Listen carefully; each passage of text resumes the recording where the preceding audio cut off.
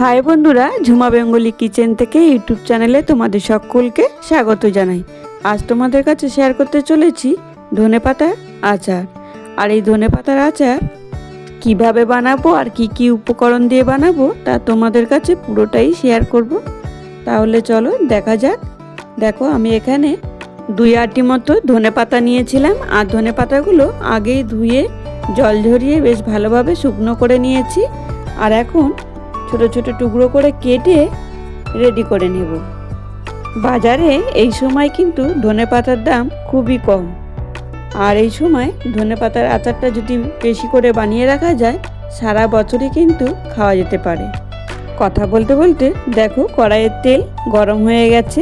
সামান্য একটু তেল দিয়ে আমি ধনেপাতাগুলো একটু ভেজে নেব। ধনেপাতার যে জলটা বেরোবে, সেই জলটা শুকিয়ে গেলে ধনেপাতাটা নামিয়ে নেব। 3 থেকে 4 মিনিট মতো একটু ভেজে নেব। দেখো, যা জল আছে ধনেপাতার মধ্যে, জলটা বেরিয়ে জলটা শুকিয়ে গেছে।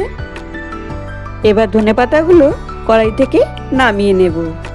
একটু ঠান্ডা করে নিয়েই একটা মিক্সির জারে পেস্ট করে নেব। তোমরা চাইলে শিলপাটাতেও বেটে নিতে পারো, তবে যে কোনো বাটা ভর্তা শিলপাটাতেই যদি করা যায়, খেতে লাগে কিন্তু খুবই অসাধারণ। আমার কাছে তো শিলপাটা নেই, তো আমি মিক্সির বলেই পেস্ট করে নেব।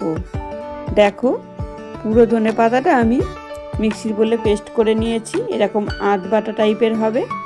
আর এদিকে 50 গ্রাম মতো তেঁতুল নিয়েছি। আর নিয়েছি 4 কোয়া রসুন। রসুনগুলো ছাড়িয়ে নিয়েছি। আর তেঁতুলটা এখন জল দিয়ে বেশ ভালোভাবে মেখে নিয়ে দানাগুলো ফেলে দেব। আর তেঁতুলের গাইটা রেখে নেব।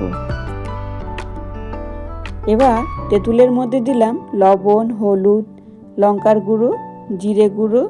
এবার একটা চামচ দিয়ে বেশ ভালোভাবে মশলাটা মিলিয়ে নেব তেঁতুলের মধ্যে।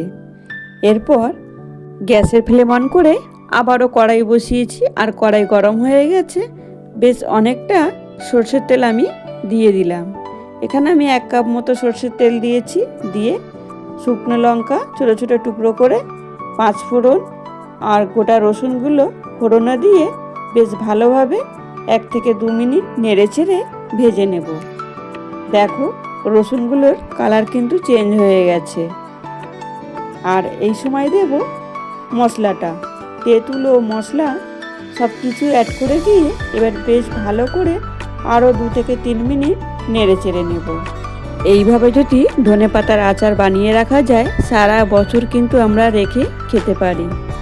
রুটি, ভাত, পরোটা যার সঙ্গেই খাও না কেন, খেতে কিন্তু খুবই অসাধারণ লাগে। কথা বলতে বলতে দেখো, রসুন মশলা সব কিছুই আমার কষানো হয়ে গেছে। আর এবার আমি পেস্ট করা ধনেপাতাটাও অ্যাড করে দিলাম। ধনেপাতাটা অ্যাড করে দিয়ে এবার গ্যাসের ফ্লেমটাও অফ করে দিলাম। দিয়ে একটু বেশ ভালো করে নেড়ে চেড়ে আচারটা আমার রেডি। আর ঠিক নামানোর আগে স্বাদের ব্যালেন্সের জন্য সামান্য একটু চিনি অ্যাড করে দিলাম। চিনিটা দিলে আচারের টেস্টটা আরোই বেড়ে যায়। দেখো, এবার আমার ধনেপাতার আচার রেডি। কত সুন্দর দেখতে লাগছে। এবার একটা সার্ভিং বলে সার্ভ করে নেব। তোমরা চাইলে ঠান্ডা হওয়ার পর একটা কাঁচের বয়ামেও রাখতে পারো। আজকের রেসিপি তোমাদের কেমন লাগলো একটা কমেন্ট বক্সে কমেন্ট করে জানিও। রেসিপি খুব ভালো লেগে থাকলে তাহলে লাইক, কমেন্ট, শেয়ার করতে ভুলো না। আজকের ভিডিও এখানেই শেষ করলাম। ফিরে আসছি নতুন এক রেসিপি নিয়ে।